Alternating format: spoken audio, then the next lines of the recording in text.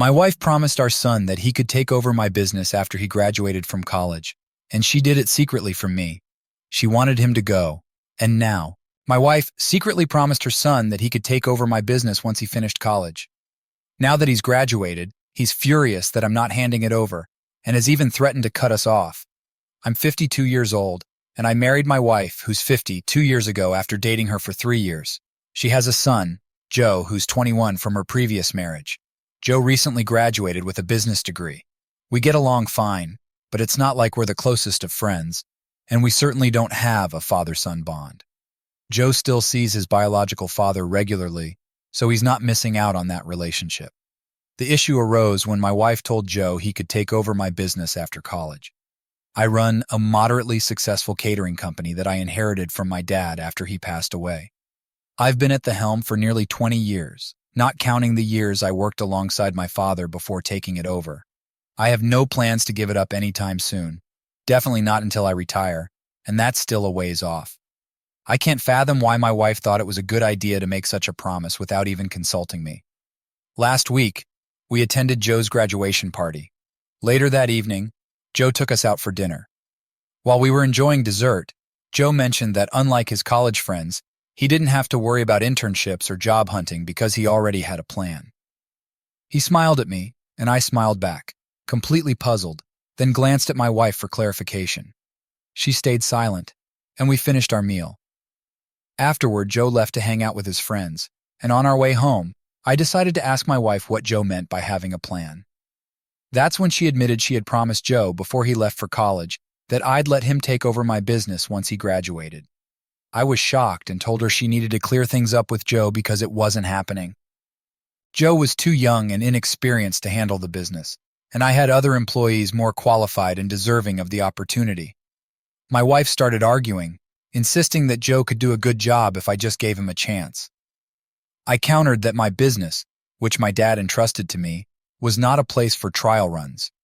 Either Joe could manage it or he couldn't, and right now, he wasn't ready. I explained that he was fresh out of college and needed practical experience before I could consider giving him a significant role. An internship was more appropriate, and if he proved himself, maybe I'd let him work under me, but he was far from ready to take over. My wife didn't take this well. She accused me of being selfish and not caring about Joe's financial future. She said I wasn't acting like a father, to which I replied that I wasn't Joe's father, so I didn't have to act like one.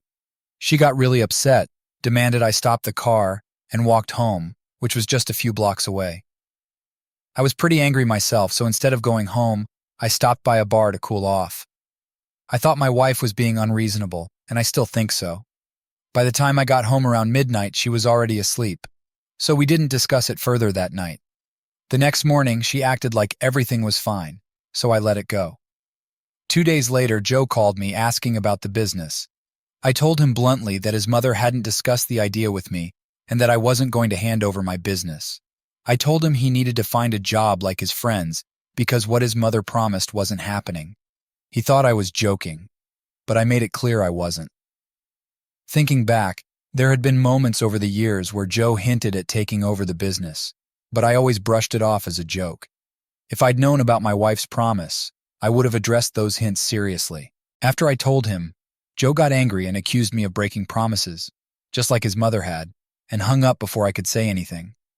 I was at work, so I didn't mention the call to my wife immediately. When I got home, she was livid. Joe had called her right after speaking to me, furious that she'd lied to him about the business. She blamed me for the fallout, saying Joe was now cutting us off because he didn't trust us anymore. I told her it wasn't my fault. I hadn't made any promises to Joe or her.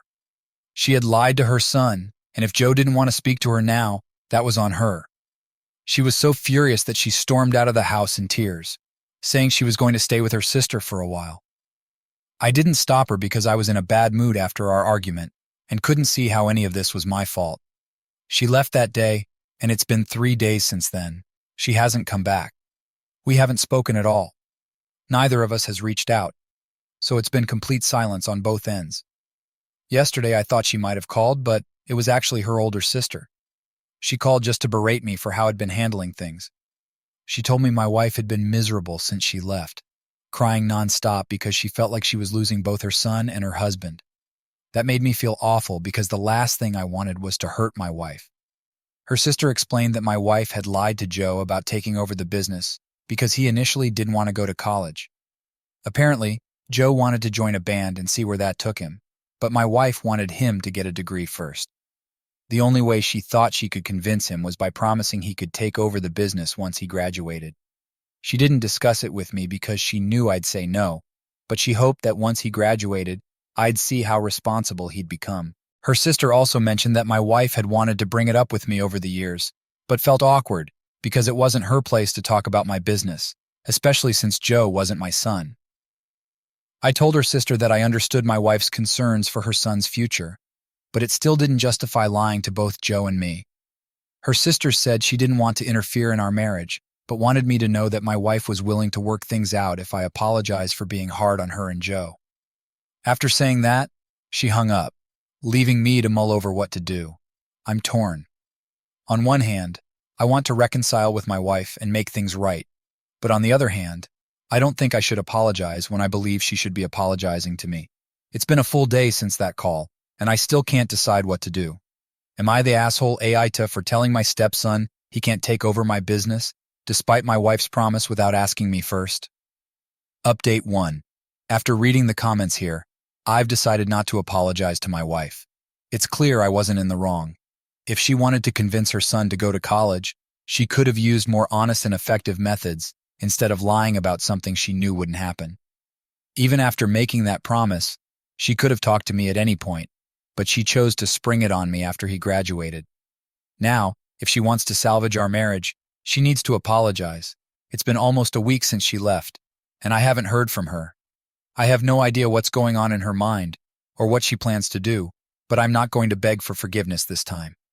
She's the one who caused this mess, so she needs to clean it up. Thank you all for your advice. It helped me clear my head. She always messes up, and I'm the one who has to chase after her to make things right. That might have worked in the past, but this time, I'm standing my ground. I can't always be the one putting in all the effort to make our marriage work. Update 2. It's been almost 2 weeks since my wife left, and we still haven't spoken. I almost contacted a lawyer today because I didn't think she'd come back, but thankfully she returned around noon. She hasn't said much, but she did apologize for her behavior, which is a start. However, I don't know what's going to happen with her and Joe. From her demeanor, it seems she hasn't resolved things with him yet. Honestly, I can't even call it a fight between them. She lied to him, and now that the truth is out, he's not speaking to her. I hate to say it, but I don't think Joe did anything wrong. She's apologized to me, but she's still very upset and isn't talking to me like she used to. It's been eerily quiet around the house even though she's back. Joe has blocked me, and I suspect he might have blocked her too, which would explain why she's acting this way. She can't even reach out to him to apologize. If she asks for advice, I'll probably suggest she try contacting some of his friends to pass a message. It might be embarrassing for him, but it could be the only way. At least this way, she'd have a chance to speak with him. I don't know what Joe's father thinks about all of this since my wife hasn't shared anything about it. I'm curious to know what everyone else thinks about her plan to get Joe to attend college. I mean, it worked. Joe graduated, but now he's not even speaking to her, so it seems like it backfired. It's sad because I know how much she loves her son and wanted him to go to college, but now everything's a mess, and she has no one to blame but herself. Update 3. It's been 2 days since my wife returned, and she's been acting strangely quiet. Today we finally talked about everything that had happened since Joe's graduation. She apologized again for making promises to Joe without consulting me. I accepted her apology, thinking that would be the end of it, but she broke down crying. I was taken aback by her sudden outburst. I hugged her and tried to comfort her, but she couldn't stop crying. She kept apologizing for letting everyone in her family down, saying she felt like a failure as a wife and mother. It was heartbreaking to see her in such a state, and I felt guilty for not checking on her while she was at her sister's house. Even though this situation was her fault, she's still my wife, and I should have tried to make things better. After about an hour, she calmed down, and I asked if there was anything I could do to help. She said she just wanted to talk to Joe and make things right with him, but he had blocked her from everywhere. She didn't have any contact information for his friends either. She tried reaching out to him through his father, her ex-husband. But he told her that Joe didn't want to speak to her and that she needed to fix things on her own. Determined to help, I did some social media sleuthing and found one of Joe's close friends. I reached out, explaining the situation and asking him to help put us in touch with Joe. About an hour later, my wife received a call from an unknown number. We answered, and it was Joe on the other end. I didn't hear the whole conversation, but from my wife's side, I could tell it was tense. She apologized repeatedly and tried to explain why she did what she did, emphasizing that he would appreciate his degree later in life. She even said she would do it all over again if it meant getting him through college. The conversation started to heat up. My wife's face turned red and her neck got blotchy, a clear sign she was getting upset. I tried to suggest she end the call and continue the discussion later, but she kept talking. It quickly escalated into a shouting match, with both of them yelling. I was shocked to hear my wife speaking so harshly, especially to her own son. She called him some terrible things and ended the call by saying he was just like his father. Afterward, she was hysterical, ranting about how disgusted she was with Joe. I let her vent because she needed to release all that frustration. Once she calmed down, I asked her what happened. She said that during the call, Joe accused her of lying and ruining his life by forcing him into college when he could have pursued his dream of becoming a musician. He told her she was selfish and heartless, and that he never wanted to speak to her again. My wife snapped at this because she had always acted in what she believed to be Joe's best interest. She knew he would never make it as a musician, as harsh as it sounds, because he wasn't very talented and was tone deaf. Most of his high school bandmates had moved on to other things, but Joe was the only one still clinging to that dream. This situation reminded her of her ex-husband, who accused her of being unsupportive when she advised against starting a new business, while his previous ventures were failing. My wife told me that her previous marriage ended in divorce, partly because her ex-husband accused her of being unsupportive, leading to constant fights and problems. When she told Joe he was exactly like his father, she meant that she had always tried to protect her son from making bad decisions, just as she had tried with her ex. But now, she felt there was no point in trying anymore because Joe was too oblivious to recognize what was good for him. She said that if Joe wanted to make her the villain in his life, she was fine with it. She was tired of being blamed for everything that went wrong in his life or her ex-husband's life. It was a heavy day emotionally for my wife, but I'm glad she at least tried to sort things out, even if it didn't go as planned. She made a mistake and tried to correct it, but if they can't see that, well, that's on them. She's calmed down considerably since then, and we had a peaceful dinner without bringing up anything about Joe or her ex-husband. She's asleep now, and I'm hopeful that tomorrow she'll feel better about everything. Update 4. It's been nearly a week since my wife last spoke to her son.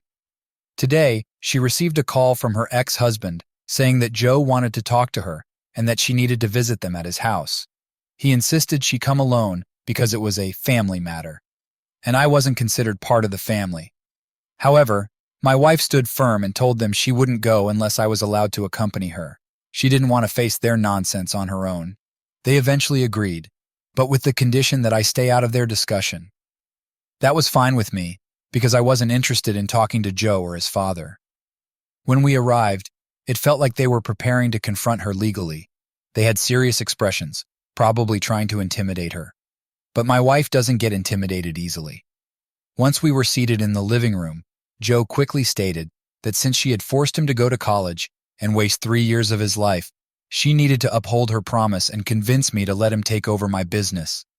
Despite my earlier decision not to interfere, I couldn't help but jump in and ask him if he was crazy. I made it clear that it was never going to happen, now or ever. I don't like him, and he's not my son, so I don't owe him anything. I told him this straight to his face. Joe's father then rudely told me to shut up because I wasn't part of the discussion. That really irked me since it's my catering business they were talking about, so, of course, I had a say. I argued with him for a bit, but my wife intervened, telling me it wasn't worth it, and she was right. I gave him a dirty look and kept quiet. Joe continued to press my wife, saying she had to convince me to hand over the business, or he would cut her off. I expected my wife to hesitate, but she didn't. I was really proud of her. She told Joe she wasn't going to do anything of the sort, and that if he couldn't appreciate the future she'd tried to secure for him, then that was his problem. She apologized for lying to him, but made it clear she didn't owe him any more apologies. She had been trying to look out for him, and if he couldn't appreciate that, she was fine with him cutting her off. Joe's father threatened to take her to court if she didn't follow through on the promise. She laughed in his face and asked if he knew any attorney who would take on such a case without any contract or agreement to back it up. He got flustered and demanded that we leave his house immediately. We obliged, leaving quickly. As we got into the car, Joe yelled at his mother, calling her awful, but we ignored it and drove home as fast as we could. We didn't want to waste any more time or energy on them. Now that we're home, we hope the situation with her son has finally blown over, so we won't have to deal with them again. Today was a huge waste of time and energy.